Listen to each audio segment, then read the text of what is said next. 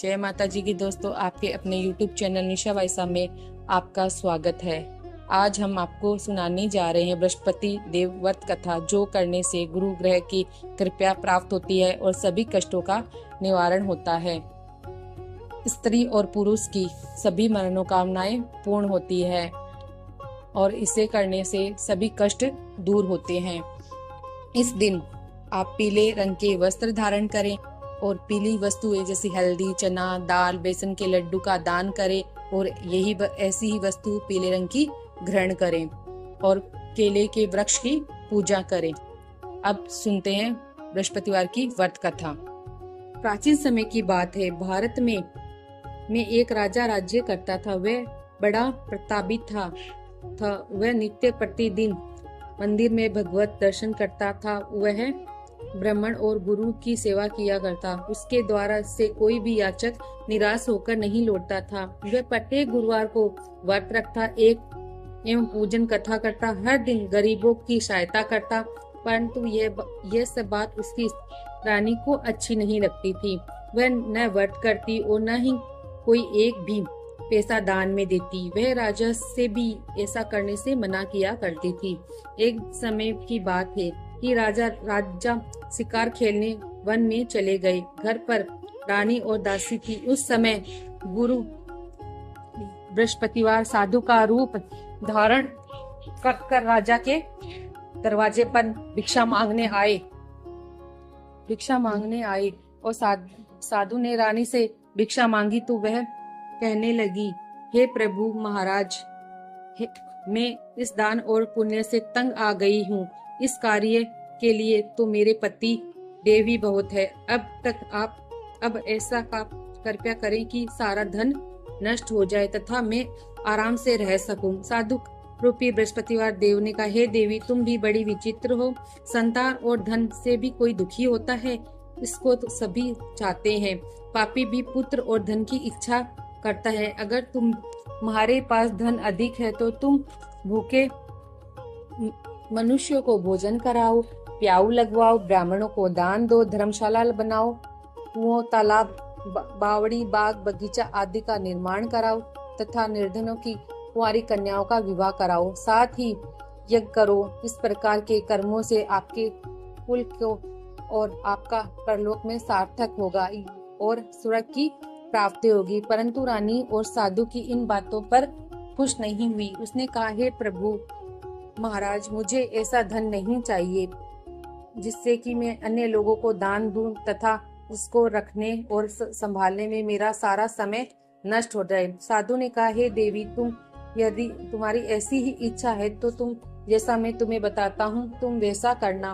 बृहस्पतिवार के दिन घर को गोबर से लीपना, अपने केशों को पीली मिट्टी से धोकर केशों को धोते समय स्नान करना, राजा से कहना वह हजामत करवाए, भोजन में मांस मदिरा खाना, कपड़े में धोबी के यहाँ धुलने देना। इस प्रकार 7 बृहस्पतिवार करने से तुम्हारा धन नष्ट हो जाएगा।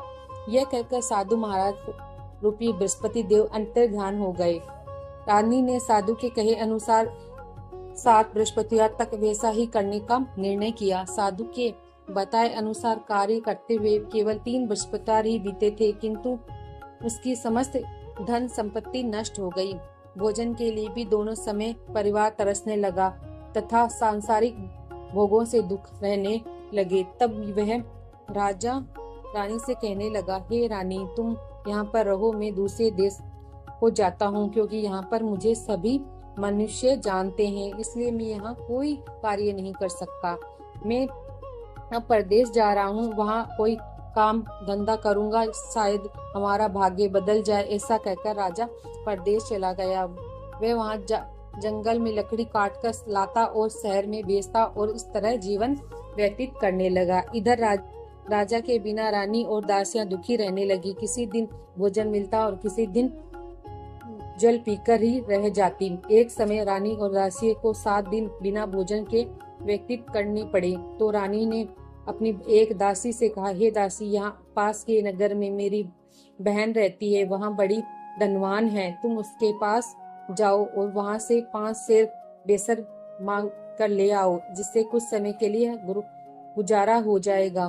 वह दासी रानी की बहन के पास गई। रानी की बहन उस समय पूजा कर रही थी। बृहस्पतिवार का दिन था। दासी ने रानी की बहन से कहा, हे रानी, मुझे आपकी बहन ने भेजा है, मुझे 5 शेर बेशर दे दो। दासी ने यह बात अनेक बार कही, परंतु रानी की बहन ने कहा कोई उत्तर नहीं दिया, क्योंकि वह उस समय बृहस्पतिवार देवता की पूजा और कथा सुन रही थी। जब दासी को यह रानी की बहन से कोई उत्तर नहीं मिला तो वह बहुत दुखी हुई और उसे क्रोध भी आया। वह लौटकर रानी से बोली, हे रानी, आपकी बहन तो बहुत ही घमंडी है, वह छोटे लोगों से बात नहीं करती। मैंने उससे कहा तो उसने मुझे कोई उत्तर नहीं दिया, मैं वापस चली आई। रानी बोली, हे दासी, इसमें उसका कोई दोष नहीं। जब बुरे दिन आते हैं तब कोई सहारा नहीं देता। अच्छे बुरे का पता विपत्ति में ही लगता है। जो ईश्वर की इच्छा होगी वही होगा। यह सब हमारे भाग्य का दोष है। उधर रानी की बहन ने सोचा कि मेरी बहन की दासी आई थी, परंतु मैंने उससे नहीं बोली, इससे वह बहुत दुखी हुई होगी। अतः कथा सुन और विष्णु भगवान का पूजन समाप्त कर वह अपनी बहन के घर आई और कहने लगी, हे भगवान, हे बहन, मैं तुम्हारे बृहस्पति व्रत कर रही थी। तुम्हारी दासी मेरे घर गई थी, परंतु जब तक कथा सुनती तब तक हम लोग न उठते हैं और न ही बोलते हैं, इसलिए मैं नहीं बोली। कहा, दासी क्यों गई थी? रानी बोली, बहन, हमारा घर का अनाज नहीं था। वैसे तुम्हारे कोई बात छिपी नहीं है, इस कारण मैं दासी को तुम्हारे घर भेजी थी। 5 शेर बेसर लेने के लिए भेजा था। रानी की बहन बोली, बहन देखो, बृहस्पतिवार भगवान सबकी मनोकामना पूर्ण करते हैं। देखो, शायद तुम्हारे घर में अनाज रखा हो। यह सुनकर दासी घर के अंदर गई और वहां उसे एक बड़ा बेसर का भरा मिल गया। उससे बड़ी हैरानी हुई, क्योंकि उसने एक एक बर्तन देख लिया था। उससे बाहर आकर रानी को बताया। दासी अपनी रानी से कहने लगी, हे रानी, अगर तुमसे बृहस्पतिवार व्रत की विधि और कथा कुछ लौट जाए तो उससे हम भी कर लिया करेंगे। दासी ने के कहने पर रानी ने अपनी बहन से बृहस्पति व्रत के बारे में पूछा। उसकी बहन ने बताया, हे रानी बहन, बृहस्पतिवार को सूर्य उदय से पूर्व उठकर स्नान करने बृहस्पतिवार का व्रत करना चाहिए, लेकिन उससे दिन सिर न धोना चाहिए। बृहस्पतिवार के व्रत में चने की दाल और गुड़ से विष्णु भगवान का केले में वृक्ष की जड़ में पूजन करके तथा दीपक जलावे। उस दिन एक ही समय भोजन करे। भोजन में पीले खाद्य पदार्थ का सेवन करे तथा कथा सुने। इस प्रकार करने से गुरु भगवान प्रसन्न होते हैं, अन्न पुत्र धन देते हैं, मनोकामना पूर्ण करते हैं। व्रत और पूजा की विधि बताकर रानी की बहन अपने घर लौट गई। रानी और दासी दोनों ने निश्चय किया कि वे बृहस्पतिवार भगवान का पूजन करेंगी। 7 दिन बाद जब बृहस्पतिवार आया तो उन्होंने व्रत कथा कही रखा। गुरुद्वारे में जाकर चना और गुड़ बीन ले आई। तभी उसकी दाल से केले की जड़ में विष्णु भगवान का पूजन किया। अब भोजन पीला कहाँ से आए? दोनों बड़ी दुखी हुई, परंतु उन्होंने व्रत रखा था तो इस कारण बृहस्पतिवार भगवान प्रसन्न थे। एक साधारण व्यक्ति के रूप में वे दोनों थालों में सुंदर पीला भोजन लेकर आए और दासी को देकर बोले, हे दासी, ये भोजन तुम्हारे और रानी के लिए है, तुम दोनों कर लेना। दासी भोजन पाकर बड़ी प्रसन्न हुई और रानी से बोली, रानी जी, भोजन कर लो। रानी को भोजन आने के बाद कुछ पता नहीं था, इसलिए वह दासी से बोली, जा तू ही भोजन कर ले, क्यों तुम्हारे व्यर्थ में मेरी हंसी उड़ा रही है। दासी बोली, हे, एक व्यक्ति भोजन दे गया है। रानी कहने लगी, वह भोजन तेरे लिए दे गया होगा, तू ही भोजन कर। दासी ने कहा, वह व्यक्ति हम दोनों के लिए भोजन दे गया है, 2 थालों में भोजन दे गया है, इसलिए मैं और आप दोनों ही साथ साथ भोजन करेंगी। फिर दोनों ने गुरु भगवान को नमस्कार कर भोजन प्रारंभ किया। उसके बाद से वे प्रत्येक बृहस्पतिवार को गुरु भगवान का व्रत और भोजन करने लगी। बृहस्पतिवार भगवान की कृपा से उनके पास धन आ गया, परंतु रानी फिर पहले की तरह आलस्य करने लगी। तब दासी बोली, देखो रानी, तुम पहले भी इस प्रकार आलस्य करती थी, तुम्हें धन के रखने में कष्ट होता था, इस कारण सभी धन नष्ट हो गया। अब गुरु भगवान की कृपा से धन मिला है तो फिर तुम्हें आलस्य हो रहा है।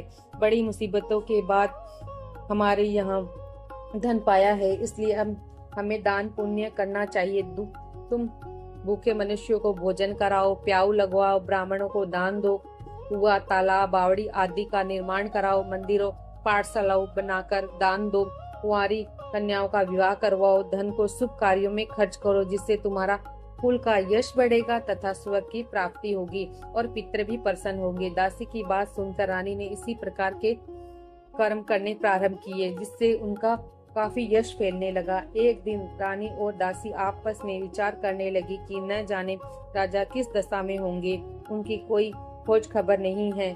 गुरु भगवान ने उन्होंने प्रार्थना की और भगवान ने रात्रि में राजा को स्वप्न में कहा, हे राजा उठ, तेरी रानी तुझको याद करती है, अब अपने देश लौट जा।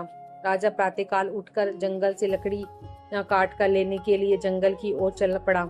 जंगल से गुजरते हुए वह सोचने लगा, रानी की गलती से उसे कितना दुख भोगना पड़ा है। राजपाट छोड़कर उसे जंगल में आकर रहना पड़ा। जंगल से लकड़ियां काट कर उन्हें बेचकर गुजारा करना पड़ा। उस समय उस जंगल में बृहस्पतिवार देवता एक साधु का रूप धारण कर आए और राजा के पास आकर बोले, हे लकड़हारे, तुम इस सुनसान जंगल में किस चिंता में बैठे हो, तुम मुझे बताओ। यह सुनकर राजा के नेत्र में आंसू भर आए और साधु की वंदना कर बोला, हे प्रभु, आप सब कुछ जानते हैं। वे है बोले। इतना कहकर राजा ने साधु को अपनी संपूर्ण कथा सुना दी। महात्मा दयालु होते हैं। वे राजा से बोले, हे राजा, तुम्हारी पत्नी ने बृहस्पतिवार के दिन अपराध किया था, जिसके कारण तुम्हारी ये दशा हुई। अब तुम्हारी किसी प्रकार की चिंता मत करो, भगवान तुम्हें पहले से अधिक धन देंगे। देखो, तुम्हारी पत्नी ने बृहस्पतिवार का व्रत करना प्रारंभ कर दिया है। अब तुम भी बृहस्पतिवार का व्रत करके चने की दाल व गुड़ चने को लोटे में डालकर केले की पूजा करो, फिर कथा कहो। यह सुनकर भगवान तुम्हारी सभी मनोकामना पूर्ण करेंगे। साधु को प्रसन्न देखकर राजा बोला, हे प्रभु, मुझे लकड़ी बेचकर इतना पैसा नहीं बचता जिससे मैं भोजन करने के उपरांत कुछ बचा सकूं। मैंने रात्रि में अपनी पत्नी को व्याकुल देखा तो मेरे पास कोई साधन नहीं था जिससे मैं समाचार जा सकूं। फिर बृहस्पतिवार की कथा कहाँ से कहूँ, मुझे तो कुछ मालूम भी नहीं है। साधु ने कहा, हे राजा, तुम किसी बात की चिंता मत करो। बृहस्पतिवार के दिन तुम रोजाने की तरह लकड़ियां लेकर शहर में जाओ। तुम्हें रोजाना से दुगना धन प्राप्त होगा, जिससे तुम्हारी भली भांति भोजन कर लोगे तथा बृहस्पति देव की पूजा का सामान भी आ जाएगा। बृहस्पतिवार की व्रत कथा इस प्रकार है। प्राचीन काल में एक बहुत ही निर्धन ब्राह्मण था। उसके कोई संतान नहीं थी। वह नित्य पूजा पाठ करता, परंतु उसकी पत्नी स्त्री बहुत ही मिलता के साथ रहती थी। वह न जाने को करती थी और न ही देवता का पूजन करती। प्रातःकाल उठते ही वह सर्वप्रथम भोजन करती, बाद में कोई अन्य कार्य करती। ब्राह्मण बहुत दुखी था। पत्नी को बहुत समझाता, किंतु उसका कोई परिणाम न निकला। भगवान की अनुकृपा से ब्राह्मण की पत्नी गर्भवती ही उसके एक सुंदर कन्या को जन्म दिया। धीरे धीरे ब्राह्मण की कन्या बड़ी होने लगी। बचपन से ही वह उसे कन्या की रुचि भगवान विष्णु की पूजा में थी। वह प्रातःकाल उठते ही स्नान इत्यादि करने के बाद भगवान विष्णु की पूजा करने मंदिर में जाती। बृहस्पतिवार को व्रत करके विधित्व पूरा पूजा पाठ करती। पूजा पाठ के बाद वह पढ़ने के लिए पाठशाला में जाती। घर से चलते हुए वह मुट्ठी भर जो साथ लेकर जाती और पाठशाला के रास्ते में थोड़े थोड़े गिराती जाती। जब वह पाठशाला से घर लौटती तो जो के वह दाने सोने से बदलते हुए मिलते। लड़की सभी सोने के दान बीन लाती। एक दिन जब वह सोने के दान को साफ कर रही थी तब उसकी माँ ने कहा, बेटी, सोने के दान साफ करने के लिए सोने का सूप भी होना चाहिए। अगले दिन बृहस्पतिवार का व्रत था। उसने भगवान बृहस्पति की पूजा की, करते हुए प्रार्थना की कि ये भगवान, यदि मैंने आपका व्रत विधि पूर्वक किया हो तो मुझे सोने का सूप दे दो। भगवान बृहस्पति ने उसकी मनोकामना पूर्ण करने का वचन दिया। पाठशाला से लौटते समय उसे रास्ते में सोने का सूप पड़ा हुआ मिला। घर लौटकर सोने का सूप अपनी माँ को दिखाकर वह सोने के दाने साफ करने लगी। उसी समय नगर का राजकुमार उसके घर के पास से गुजरा। उससे सुंदर लड़की को सोने के सूप में जो साफ करते हुए देखा, राजकुमार उस पर मोहित हो गया। महल में लौटकर राजकुमार ने कहा राजा से उसकी लड़की से विवाह करने की इच्छा प्रकट की। तो राजा ने ब्राह्मण को महल में बुलाकर राजकुमार से उसकी लड़की के विवाह की बात कही। ब्राह्मण तैयार हो गया। धूमधाम से उसने अपनी लड़की का विवाह राजकुमार के साथ कर दिया। दुल्हन बनकर ब्राह्मण की लड़की महल में चली गई। लड़की के चले जाने के बाद ब्राह्मण की फिर निर्धन हो गया। उसे कई दिन भोजन भी नहीं मिलता था। बहुत दुखी होकर वह ब्राह्मण एक दिन अपनी लड़की के पास गया। अपने पिता से निर्धनता का समाचार सुनकर उसने बहुत सारा धन देकर अपने पिता का विदा किया। उसी धन से उसे ब्राह्मण के कुछ दिन तो आराम से गुजर गए, लेकिन जल्दी ही फिर भूखों मरने की हालत हो गई। ब्राह्मण अपनी लड़की से धन लेने के लिए फिर महल में पहुंचा। लड़की ने पिता की बुरी हालत देखकर कहा, पिताजी, आखिर आप कब तक मुझसे धन लेकर जीवन यापन करेंगे? आप कोई ऐसा उपाय क्यों नहीं करते जिससे आपका घर में धन संपत्ति से भर जाए? ब्राह्मण ने कहा, मैं तेरी माँ को बहुत समझा लिया, उससे समझ में कुछ नहीं आता। उसकी नासमझी नष्ट हो गई है तो घर की निर्धनता भी दूर हो जाएगी। तब कुछ सोचकर लड़की ने पिता से कहा, पिताजी, आप कुछ समय के लिए माँ को मेरे पास छोड़ जाओ। ब्राह्मण अपनी बेटी को लड़की के पास महल में पत्नी को लड़की के पास अपने महल में छोड़ गया। उस लड़की ने अपनी माँ से कहा, माँ, तुम कल प्रातःकाल उठकर स्नान इत्यादि करने के बाद भगवान विष्णु की पूजा अवश्य करना। पूजा करने से पहले तुम्हारी निर्धनता अवश्य दूर हो जाएगी। लेकिन उसकी माँ ने उसकी कोई बात नहीं मानी। तब क्रोध होकर लड़की ने अपनी माँ को एक कक्ष में बंद कर दिया। सूर्योदय के समय माँ को उठाकर जबरदस्ती उसे स्नान कराया। फिर उन्हें मंदिर में ले जाकर भगवान बृहस्पति की पूजा कराई। कुछ दिन तक ऐसा करने से माँ की बुद्धि में परिवर्तन हुआ और वह स्वयं बृहस्पतिवार का व्रत करने लगी। उसके व्रत करने से ब्राह्मण के घर में भगवान विष्णु की अनुकृपा से धन की प्राप्ति हुई, वर्षा होने लगी। दोनों पति पत्नी धन संपत्ति पाकर आनंद पूर्वक इस लोक से सुख का भोग स्वर्ग को प्राप्त हुए। इस तरह राजा से कहानी कहकर साधु देवता वहां से लोप हो गए। लकड़हारा बने राजा से साधु से भगवान बृहस्पति देव की यह कथा सुनकर बृहस्पतिवार का व्रत करने का निश्चय किया। धीरे धीरे समय बीतने लगने पर बृहस्पतिवार का दिन आया। राजा जंगल में लकड़ी काट कर शहर में बेचता गया। उसे उस दिन से दुगने पैसे मिले। राजा ने चना, गुड़ और इत्यादि लाकर बृहस्पतिवार का व्रत किया, भगवान विष्णु की पूजा की। उस दिन उससे सभी क्लेश दूर हो गए। लेकिन अगले बृहस्पतिवार को वह कामकाज के अधिक व्यस्त रहने के कारण उसने भगवान बृहस्पतिवार देव का व्रत नहीं किया। भगवान बृहस्पति देव ने लकड़हारे से क्रोधित हो गए और उसने भूल की सजा दी। उस दिन राजा ने नगर में घोषणा कराने सबको सूचित किया कि प्रत्येक नागरिक मेरे महल में भोजन करने आए। जो नहीं आएगा उसे अपराधी मानकर भारी दंड दिया जाएगा। लकड़हारा बने राजा ने उस नगर के राजा की घोषणा तो सुनी, लेकिन जंगल में लकड़ी काटकर लाने और उन्हें बेचने के देर हो गई जाने के कारण वह समय पर महल में भोजन करने नहीं जा सका। अंत राजा के सैनिक लकड़हारे को पकड़कर महल ले गए। राजा ने उसे महल में एक कक्ष में बैठाकर भोजन कराया। उस कक्ष में एक कुटी पर रानी का सोने का हार लटका हुआ था। लकड़हारा अकेला था, उस कक्ष में भोजन करा रहा था। तभी उससे एक अचानक घटना घटी देखी।